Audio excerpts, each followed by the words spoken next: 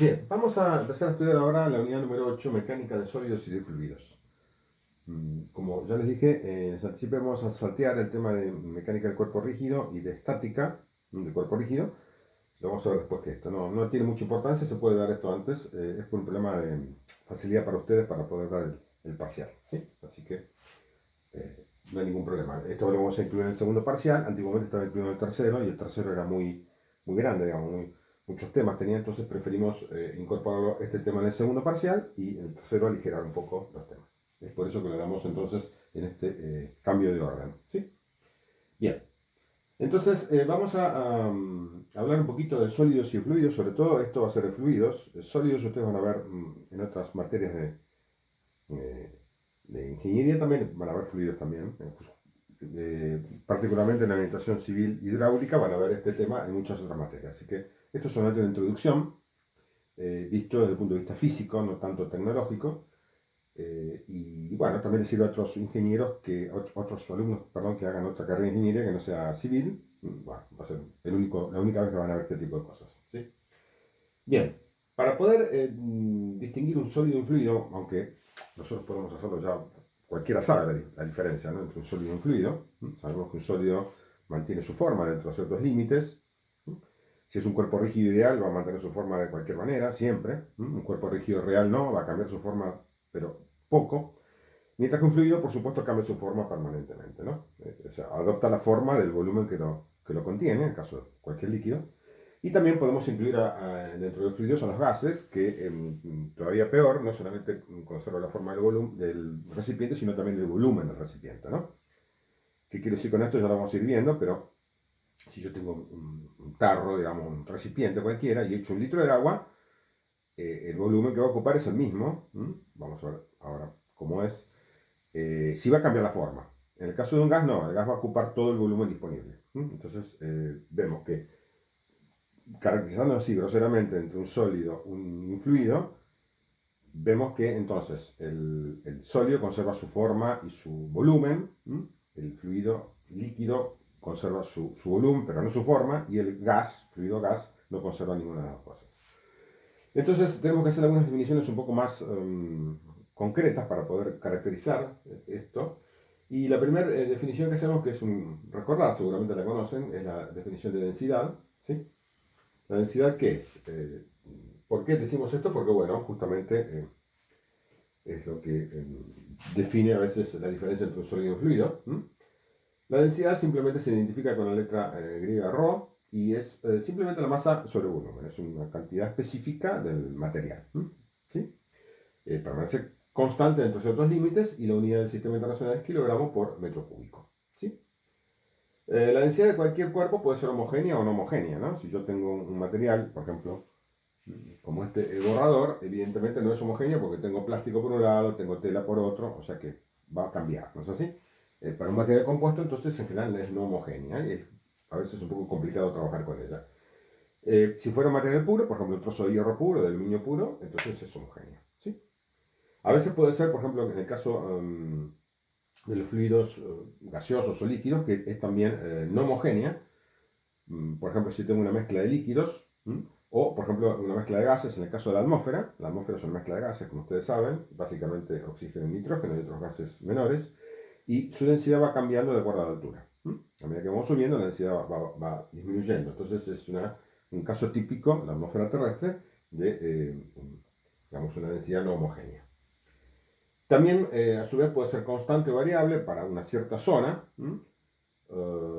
ya no dependiendo de la posición, sino en un punto determinado, puede ser constante aproximadamente. En el caso de los sólidos, vamos a ver que es constante. En el caso de los líquidos, es variable. Y más aún en los gases, como ustedes saben. Generalmente la forma de variar la densidad es la temperatura y la presión, cosa que vamos a definir después, presión, ¿sí? Pero ustedes, aunque se tengan una idea, han visto mejor en química, ¿eh? Entonces tienen una idea de lo que es presión, lo que es por supuesto temperatura también. Entonces ven que esas dos magnitudes influyen mucho en la densidad. Imaginen simplemente si tengo un gas encerrado en un recipiente y lo empiezo a calentar, ¿qué pasa con la presión? ¿Qué pasa con la densidad? ¿Sí? ¿Ok? Entonces podemos ver ese tipo de cosas. ¿Sí? Eh, digamos, el elemento más común o el que se toma como referencia para definir densidades es el agua. A 4 grados centígrados, la densidad del agua a esa temperatura es 1000 kilogramos por metro cúbico. La densidad del agua varía muy poco, entre 0 y 100 grados centígrados, eh, pero varía, ¿no? Y entonces, bueno, por eso se toma entonces a 4 grados centígrados como el punto donde lo tomo como referencia, ¿sí? Eso históricamente se tomó a esa temperatura. Esta unidad son 1000 kilogramos por metro cúbico, como ven.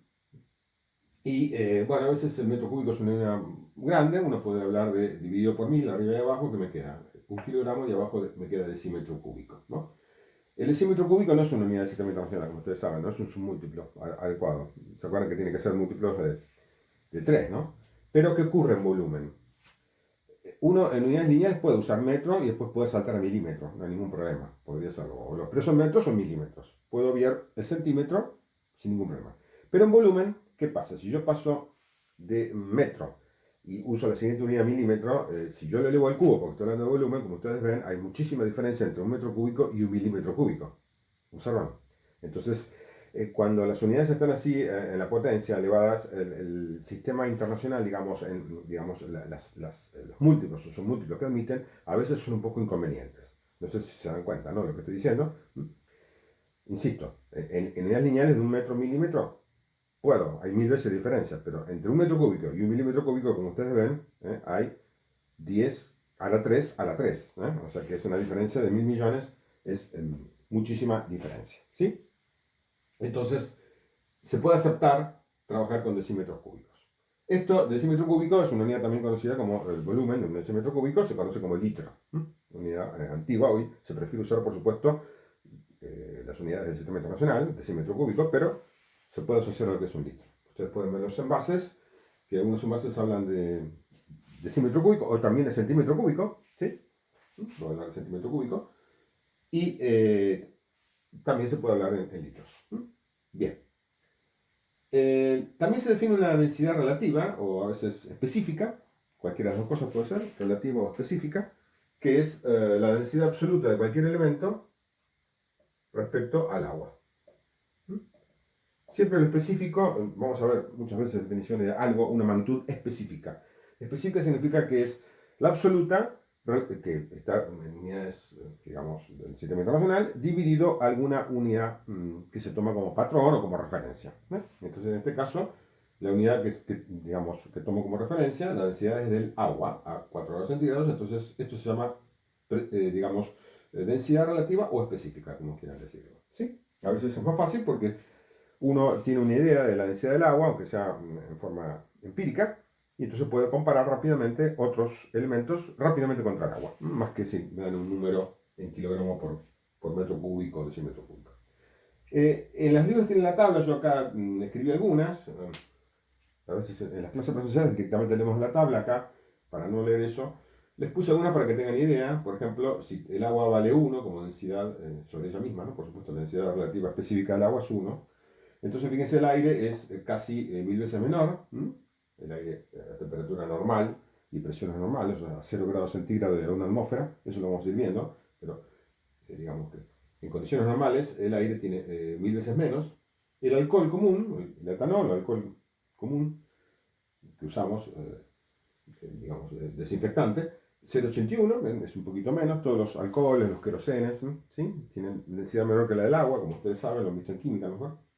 El hielo, que es interesante, 0,92, el hielo también lo vamos a ver, pero hay que recordar esto, que tiene densidad menor que el agua. Fíjense, el hielo, agua congelada, la parte sólida tiene menos densidad que la parte líquida. Es uno de los pocos casos, si no el único, natural donde ocurre eso.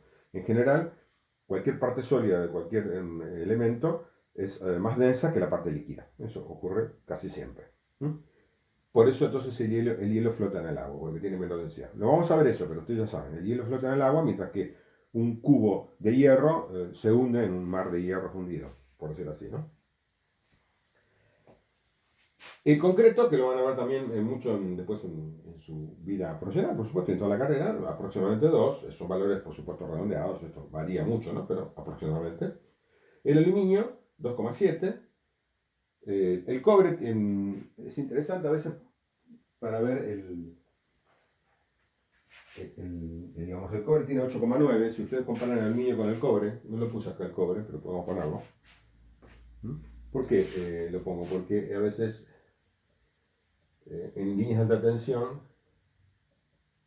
se usa cobre para transmitir la electricidad, pero ustedes saben que el cobre es caro y fíjense la densidad que tiene con respecto al aluminio. Entonces el aluminio que conduce peor la electricidad, se compensa eso con el mucho menor costo que tiene y el mucho menor peso. Por lo tanto, las torres pueden ser menos exigentes la estructura, ¿no? Fíjense la diferencia, casi 3 veces, o 2 veces y pico más, ¿sí? Casi 3, sí, prácticamente. Entonces, esto lo vamos a ver también en ingeniería física, ¿no? Pero ustedes pueden pensar que, bueno, hay una, digamos, una relación entre el aluminio y el cobre que uso para transportar energía eléctrica. El cobre tiene la ventaja que tiene mejor conductor, pero el aluminio tiene, insisto, precio y peso menor, mucho menor. El hierro 7,8, plomo 11,3. Y fíjense, cuando uno dice plomo, peso plomo, parece que fuera el elemento más denso, ni ahí, porque el platino tiene 21,4 y el más pesado de todos, por decirlo así, el más denso, habría que decirlo, ¿no? Se dice a veces vulgarmente más pesado, pero habría que decir más denso, es el osmio. Estoy hablando de elementos puros, ¿no?